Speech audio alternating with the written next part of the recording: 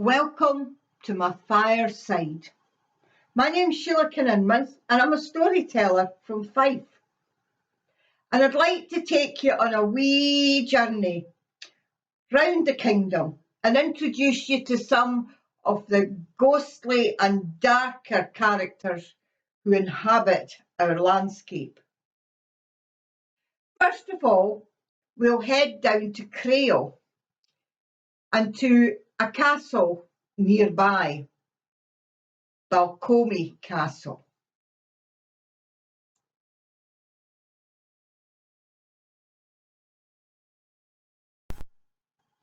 Around the time of the Battle of Flodden in 1513, the Laird of Vale Castle had in his service a young laddie called Jack. Now, Jack was a hard-working young laddie. He helped about all over the castle. But Jack really loved music. He was in his element when pipers and fiddlers and box players came to the castle to entertain the laird. But he didn't just like listening to the music. He liked to play it as well.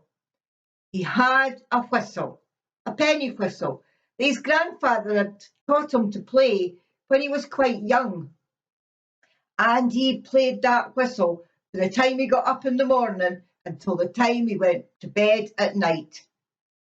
He played it when he was helping the cook in the kitchen. He played it when he was delivering stuff all over the castle. He played it when he was going out to the well to draw the water. He played it when he took the swill to the pigs. And the folk in the castle, they didn't really mind one bit because he was really good at playing the whistle, and the tunes he played were merry and bright and cheered them all up. Well, one time, the laird was having a big party. Anybody who was anybody had been invited, and they were feasting, eating, drinking, dancing and listening to music nearly all night. And so it was in the early hours of the morning that the laird finally got himself off to bed, only to be woken up a wee while later by Jack playing his whistle in the corridor outside his room where he was sleeping. Well, he wasn't very pleased at being woken up so early in the morning after the night's celebrations. So the laird jumped out of bed, ran out of the room, grabbed the poor Jack by the scruff of the neck, lifted him up and carried him down and threw him in the deepest dungeon at the bottom of the keep and locked him in, telling him he would get out at a more civilised hour. Well, the laird slept for nearly the whole of that day, and when he got up, he remembered that he was due in Edinburgh. So by the time he got himself sorted out and ready to go, he'd forgotten all about Jack in the dungeon. Well, he came back 2 weeks later to find everybody in the castle in an uproar. Jack had gone missing. Nobody had seen him for days and days, and everybody was out looking for him. That's when the laird remembered. So, full of dread, he rushed down to the dungeon and opened the door. And his worst nightmare had come true, because that wee laddie had starved to death. Now they say that from that day on, the figure that looks no unlike a young boy can be seen floating along the castle corridors and up and down the stairs. And on winter nights, when the sky is clear and the stars are sharp and the moon is on the wane, that figure escapes the confines of the castle. And at such times, bursts of wild and earthly whistling can be heard coming from the tower. And again, most of the old fishermen of Crail have said they've seen him. They've seen a figure, no unlike a young laddie, sitting on top of the flagpole, a rusty whistle in his mouth. And they say, aye, that's the minstrel o' Balcomie.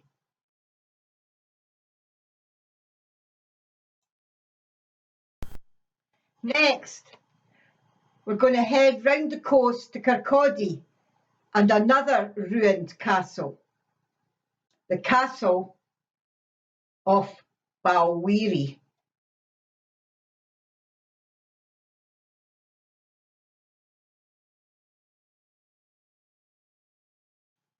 People often say, as they walk past Bowie Castle, that they can hear the sounds of a greeting bairn coming for the tower, followed by a haunting lullaby. But it's no these sounds that make this story a chilling one, but the story of the events leading up to the sounds. You better watch out, or Lambkin will get you, was a phrase often heard by misbehaving bairns around the streets of Kirkcaldy in days gone by. But who was Lambkin?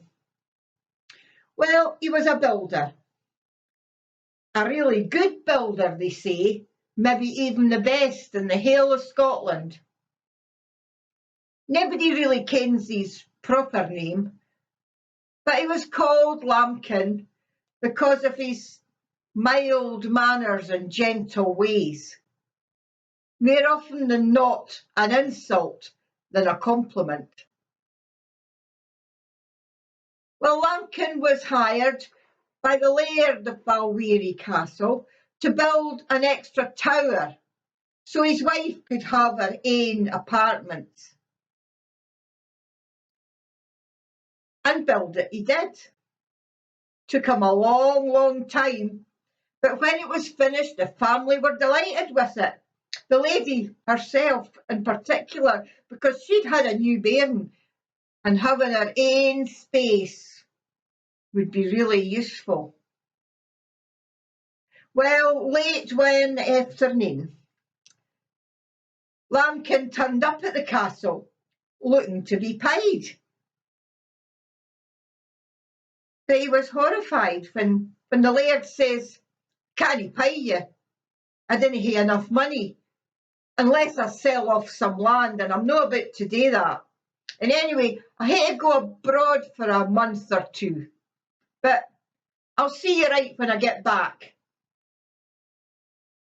Well, Lambkin was furious. He'd spent all that time doing a good job building the tower. The family were delighted with it. And now he wanted paid. Right now. Well, it seemed like a red mist came over him. He'd put up with all the nasty nicknames and miscalling, and he'd worked hard, and now he wasn't to get his money.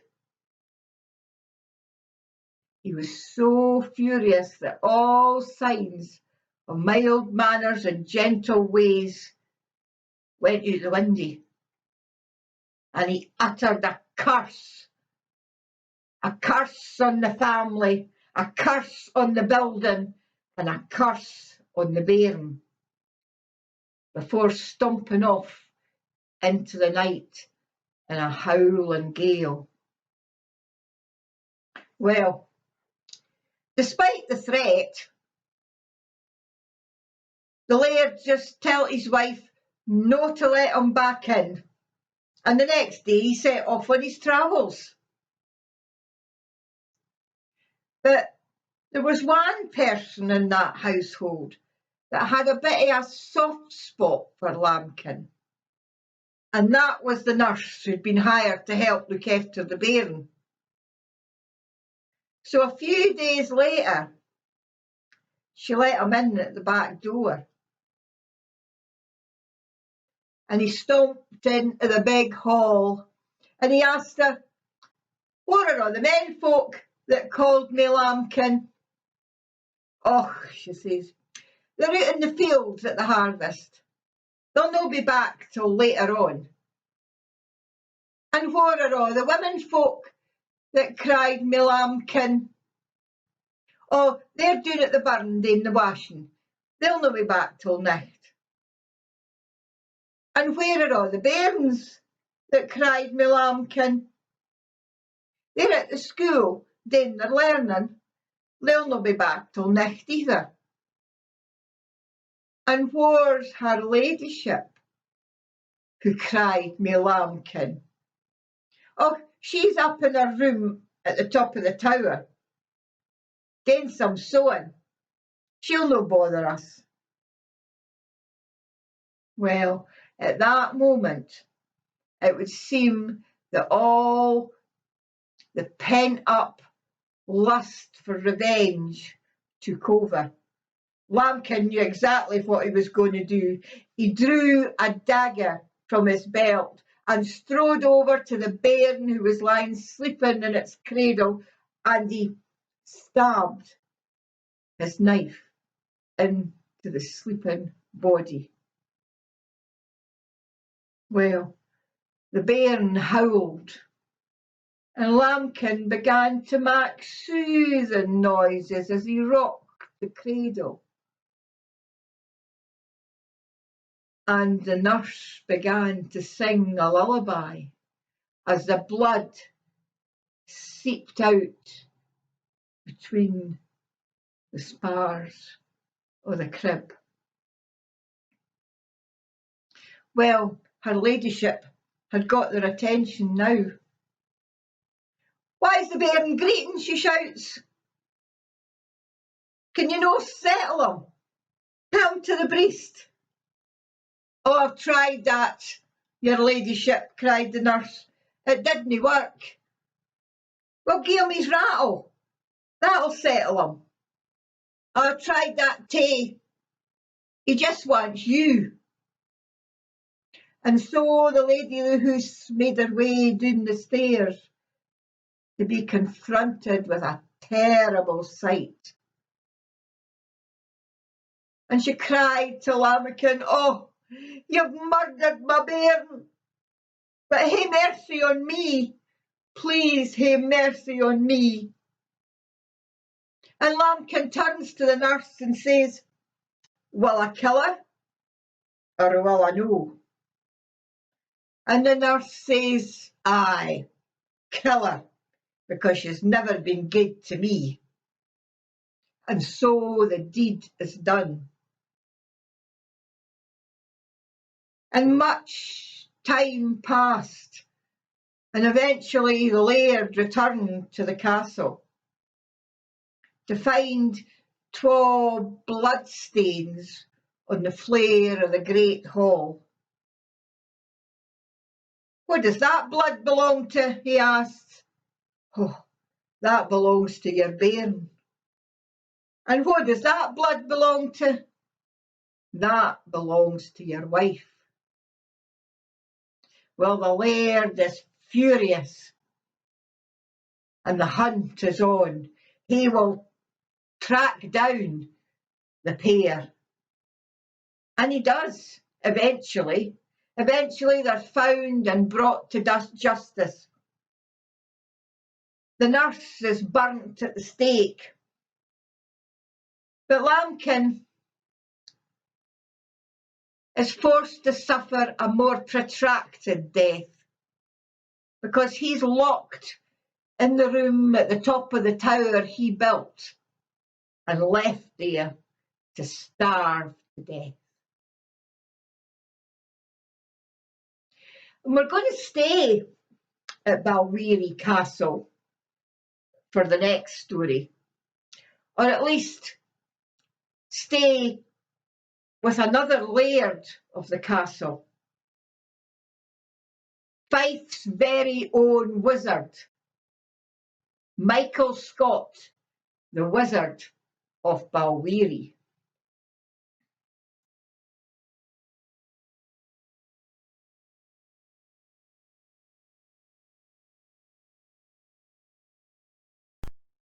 Michael Scott was an academic, someone who studied magic and alchemy. And because of that, he got the reputation of being a wizard, someone who could summon up the devil and had imps at his command to do his will, and someone who could perform magic. Well, one day, Michael Scott was out hunting with some servants in the woods that in those days surrounded Kirkcaldy. And after a while, he hadn't had any luck in catching anything, and Michael Scott began to feel hungry. So he sent one of his servants to a nearby farmhouse to ask the wife there if she had any bread or bannocks to spare. And so the servant went and knocked on the door. And when the farmer's wife answered, he asked if there was any food going to spare, and she said no, and slammed the door in his face. Well, he went back to Michael Scott to report and told her what the wife had said. But he said, I think she must be lying, because I could smell that smell of new baked bread and the smell of burnt meal that means bannocks are being cooked. So when he heard this, Michael Scott decided to do something about it, to teach her a lesson. So he went into his pocket and he drew out a bucky, a shell, a magic bucky, and he gave it to the servant, and he told the servant to go back to the house and to place the bucky on the lintel above the door, and then to knock and leave, walking backwards. Well, this the servant did. And when the wife opened the door and stepped outside, there was nobody to be seen. So she shrugged and went back inside again, but as soon as she stepped back into her kitchen, she was overcome by a terrible urge to dance. And she began dancing around the kitchen. She was hooking and chooking and whirling and birling, and all the time she was chanting, Sir Michael Scott's man come wanting bread and gotten in. Sir Michael Scott's man come wanting bread and gotten in. Well, meanwhile, the farmer was out in the fields, and he was expecting his wife to come with some dinner for him and the other workers. And when she wasn't coming, he sent one of the lassies back to the house to find out what had happened to his wife. Well, she opened the door and stepped into the kitchen. And like the farmer's wife, she too was overcome by the urge to dance. And the pair of them began to hook and chook and whirl and birrel, linking arms round and round the kitchen. And all the while the farmer's wife was chanting, Sir Michael Scott's man come wanting bread and gotten in. Sir Michael Scott's man come wanting bread and gotten in. Well, meanwhile, the farmer was getting tired of waiting for his lunch. And so he decided to go back to the house to find out what was going on. And when he got there, he didn't go right in. He just kicked in the window. And he was quite annoyed to see that there was his wife and the servant lassie dancing and cavorting around the kitchen like a pair of bairns. So he flung open the door and stepped inside, and aye, he too was overcome by the urge to dance. And soon the three of them were dancing around the kitchen flare, whirling and birling and hooking and chooking. And all the while, his wife was chanting, Sir Michael Scott's man come wanting bread and gotten in. Sir Michael Scott's man come wanting bread and gotten in. And on they went. Well, time had passed, and Michael Scott reckoned that maybe the farmer's wife had learned her lesson. So he sent the servant back to the house to retrieve the bucket. And he did. He took it down and left. And as soon as he did, the farmer and his wife and the servant lassie collapsed in a heap on the flare. And from that day on, that farmer's wife made sure that nobody was ever turned away from her door hungry, especially no Michael Scott. And I hope that's lightened the mood a wee bit after some of these dark tales. And our journey next is going to take us further south, down to the wee town of Burnt Island. One cold, stormy December day, the lady of a certain house in Burnt Island found herself all alone for the first time. She wasn't long married, and her husband and her had moved into this big house about half a mile from the coast. He had gone off to Dunfermline for the day on business, and the servants were all out for one reason and another. Well, after a particularly strong gust of wind, she heard an unusual rattling at the front door, so she went to investigate. And much to her surprise, when she opened the door, in marched 4 completely unknown men, carrying what she thought was the lifeless body of a young laddie. Well, they marched right past her as if she wasn't there and up the stairs, and she followed them and watched as they went into a room right at the back of the house, a room where there was a big cupboard that took up the whole of one wall. And as she watched, astonished, 2 of the men held the boy, while the other 2 pulled a camp bed away from the wall, and then they laid the boy very gently down on the bed. And then they marched back out of the room. Well, before she could work out what was happening, to her surprise, a very bonny young lassie rushed into the room. She was dressed in old-fashioned clothes made of rich, elaborate material, and she was shouting at the laddie.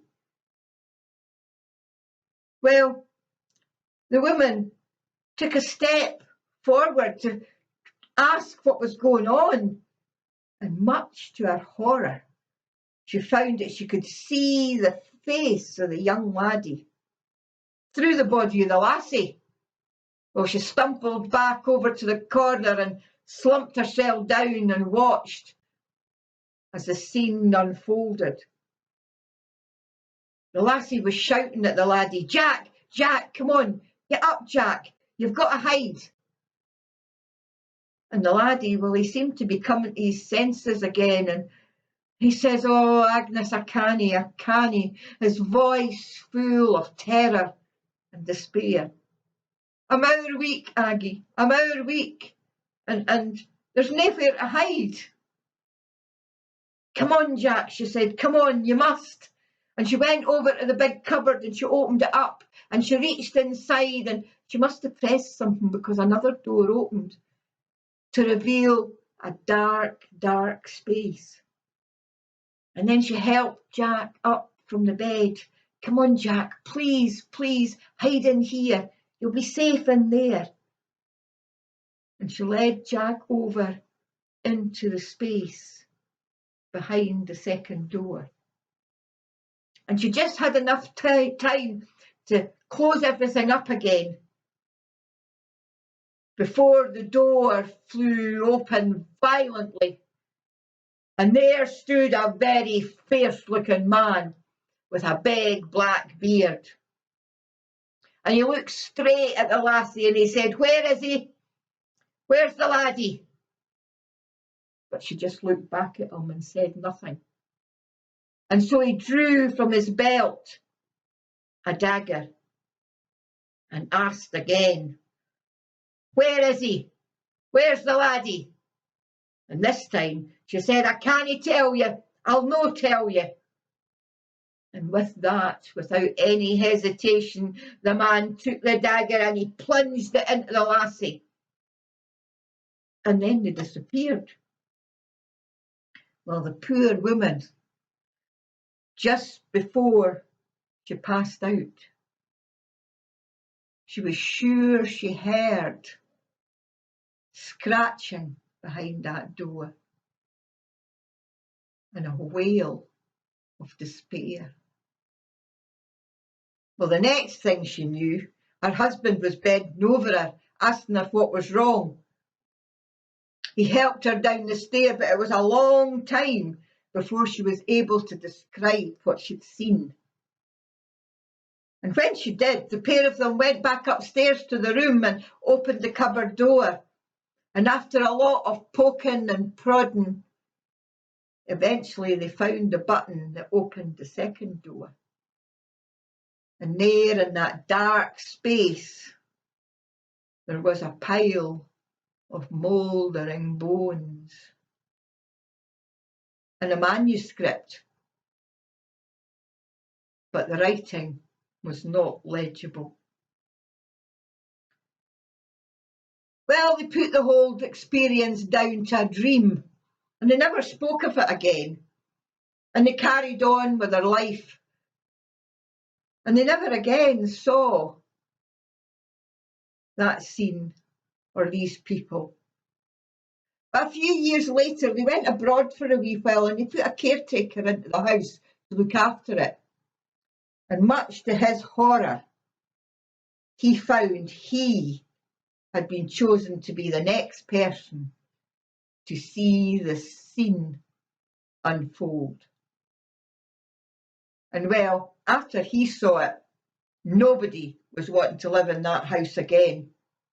And so it was demolished, and the stones carefully taken out and dropped over the side of a boat into the Forth. Because we all know that you can't use the stones from a haunted house to rebuild another one, because then the ghosts will travel to the new house with the stones. And that's the story of the boy in the cupboard. And now we're going to head back up north again for some little stories that take place around the Lomond Hills and Falkland and Auchtermuchty.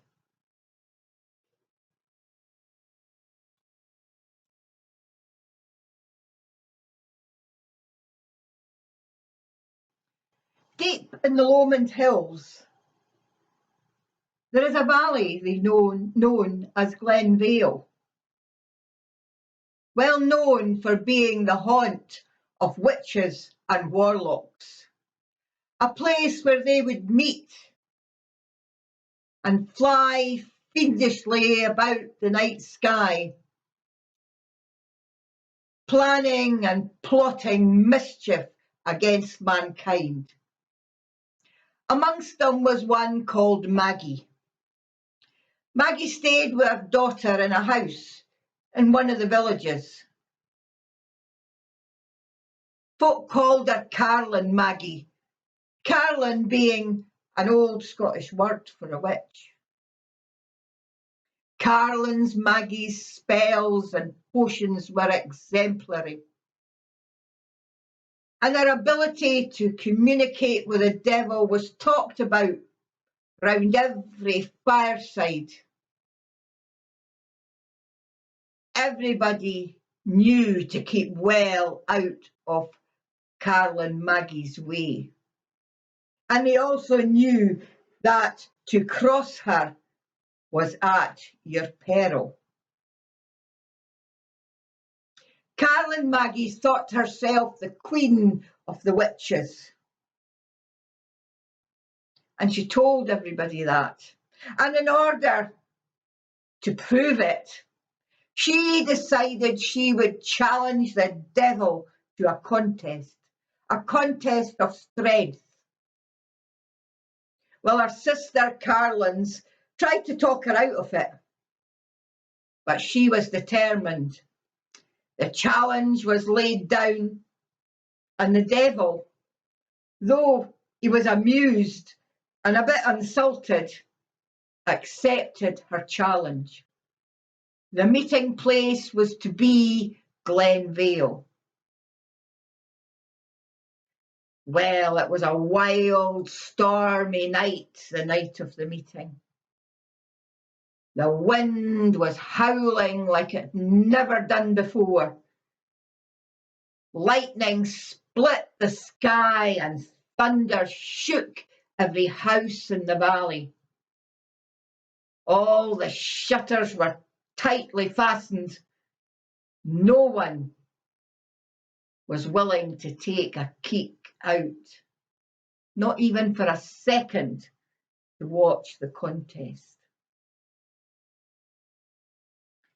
Carlin Maggie began to fire out bolts of lightning into the sky, bolt after bolt after bolt, splitting the sky with each effort, determined to beat the devil at his own game. Bolt after bolt of lightning until she had nothing left to send. With her daughter clinging fearfully to the hem of her gown, they looked up into the sky that seemed to getting darker and darker by the minute. And then the wind faded to a whisper, and the thunder and lightning stopped. Was that it? Had Carlin Maggie won the contest? But no. All of a sudden, the wind picked up again. with such ferocity that it picked Caroline, Maggie and her daughter up, picked them up and flew them through the air until they were perched high on the edge of the cliff. And as they stood there, the voice of the devil could be heard. Caroline, Maggie, your tomb awaits you. And once again the wind died. And within seconds, huge boulders began to fall from the sky like massive hailstones, one after one after one.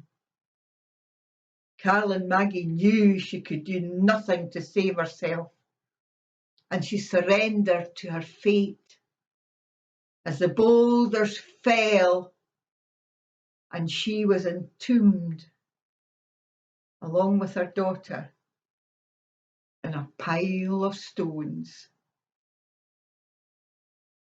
And as the devil turned to leave in triumph, he realised he'd still had lots of boulders left, so he emptied them out on the slopes of West Lomond, where they can still be seen to this day, before he disappeared into the night. And there Caroline Maggie stands, a stone outcrop on the edge of the cliff, waiting for wind and weather to release her. But we all hope that the wind and the weather never do.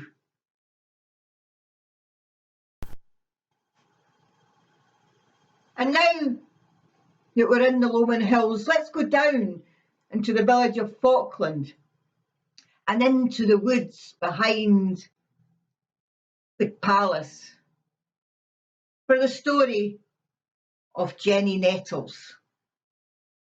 Jenny Nettles was a young lassie from Strathmiglo who caught the eye of a Highland soldier, one of Rob Roy McGregor's band who were garrisoned at Falkland Palace. This Highlander courted Jenny Nettles.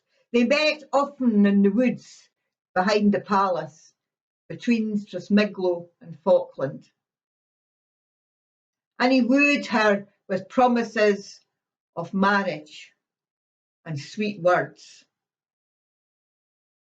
Then one day, Jenny heard that the garrison was leaving, and he was leaving with them. So she took herself off to the palace gates and waited for him to come out, holding on to a newborn baby.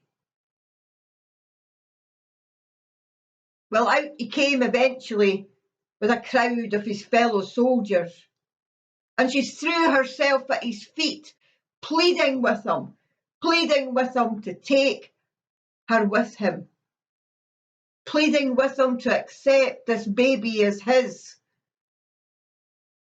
But he cast her aside. "Take that brat away," he said. "I've got enough brats already." Well, the poor lassie was distraught, and she wandered off into the village, shunning all offers of help, shunning all offers of shelter and food. She wandered about the village and the woods for days on end.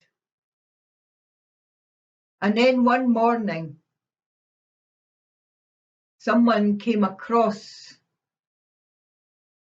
the body of the baby lying on a grassy mound under a tree, and in that tree, hanging from a rope, was Jenny Nettles.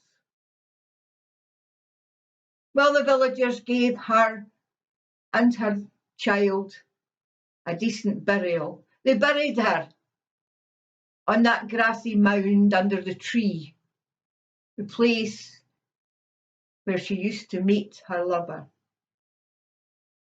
And they say that if you're wandering past that place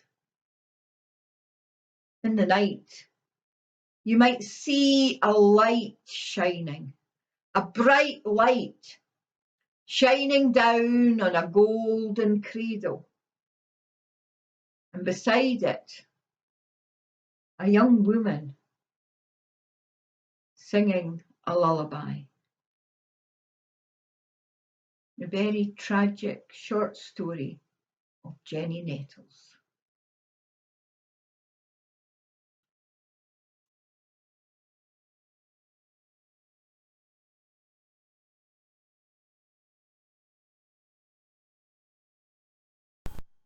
Let's leave Falkland now and move over to Auchtermuchty.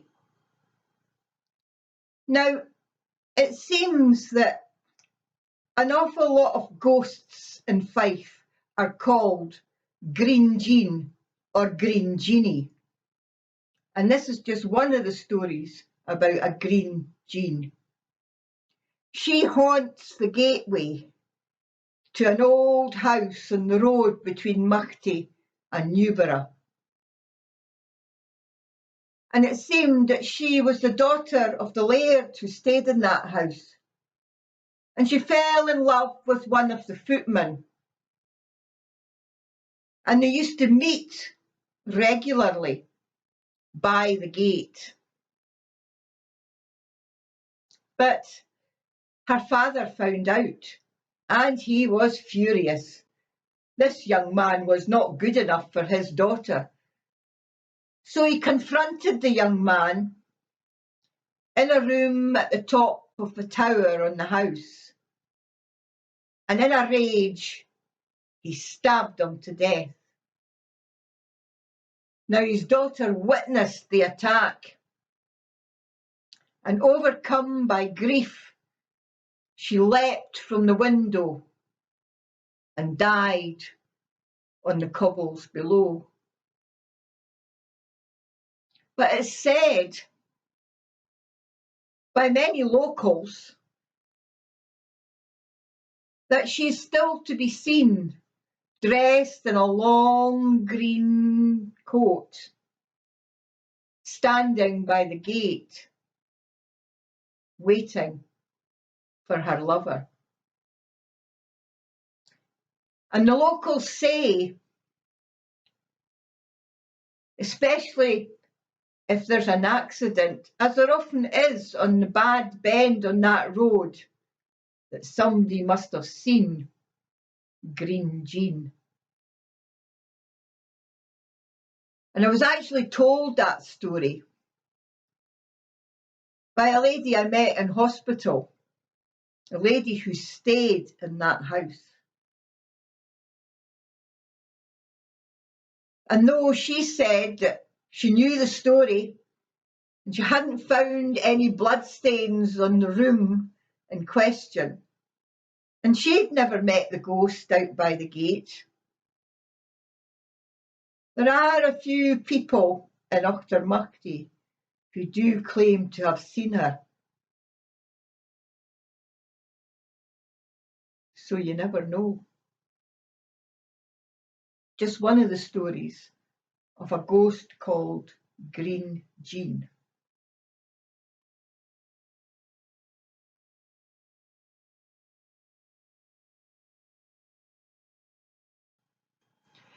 For my final story, I'm going to lighten the mood a wee bit and tell you a slightly comic tale that doesn't take place in any particular part of Fife, but it's an old story, first written in verse as part of a much longer poem by James Hogg, the Ettrick Shepherd.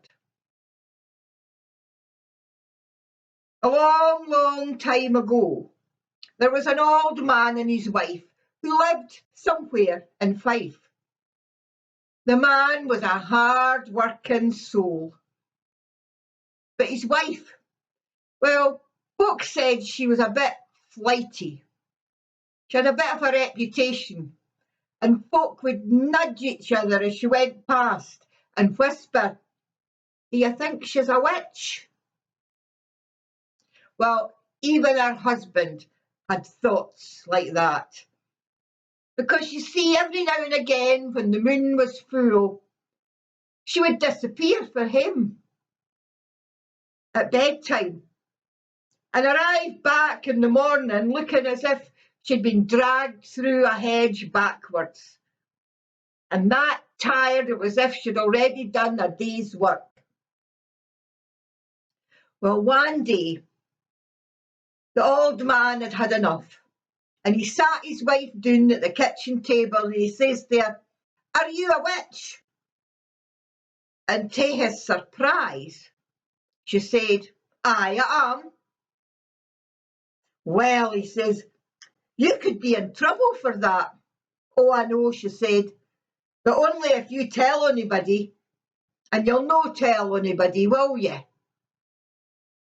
"I tell you what," she says, "if you promise not to tell anybody, I'll promise that I'll tell you everything I've been up to when I gan awa on one of my wee adventures." Well, the husband thought for a while and decided that it was only right that a husband should ken exactly what his wife was up to. So he agreed. So next time the moon was full, the wife disappeared, and when she came back in the morning, there was her husband sitting waiting at the kitchen table for her. And she told him what she'd been up to. She said, "I met up with some of my friends down in the kirkyard, and we broke some branches off the bay tree, and we sat on them, and we flew high over the land and over to the Lowland Hills, where we settled down, and there we met up with fairy folk and witches and warlocks. They were having a party, and they served us ale out of tiny wee cups that hadn't been brewed by a human hand. Oh, it was delicious. And there was a piper there, a wee man who played such wonderful music on his pipes that everybody was up dancing. Even the fish in the loch and the birds in the air and in the trees stopped to listen to this music. And then as the sun came up, we come back home. "Oh, wife," said her husband, "you would have been better off here in your bed instead of partying out on the Lowland Hills." Well, another month went by, and the moon was full again, and once again the wife disappeared. And this time when she came back, she told her husband how they'd gone down to the shore and gathered cockle shells and turned them into boats and sailed across the North Sea to the lands of the north, where they'd got on horses fashioned from the wind and ridden over the snow-covered lands into the mountains, where there was a festival happening. All the gnomes and elves and fairy folk and witches and warlocks were having this wonderful festival. And she said, "Oh, husband, we learned so much that night as we lay with the warlocks underneath their blankets. We learned magic words that will make doors open and locks fall."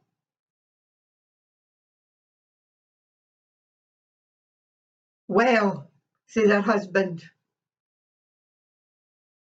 "you shouldn't have been out in the cold. You should have been better off here by the fireside."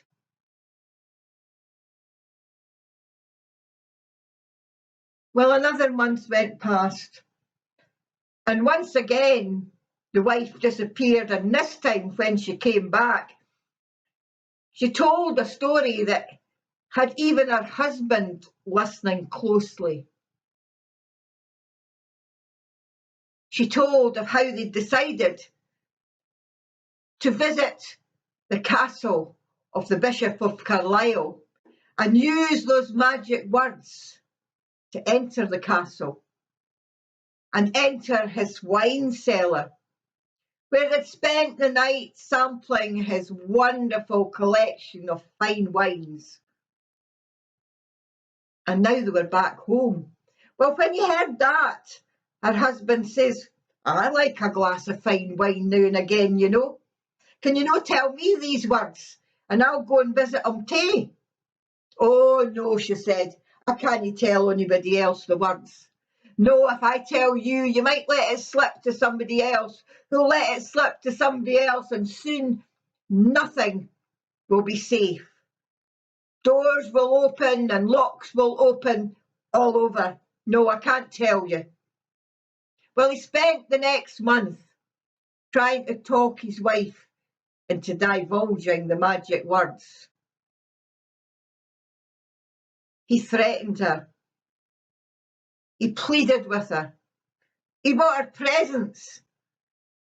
He used sweet words, but she wouldn't tell him. So the next time the moon was going to be full, he hatched a plan.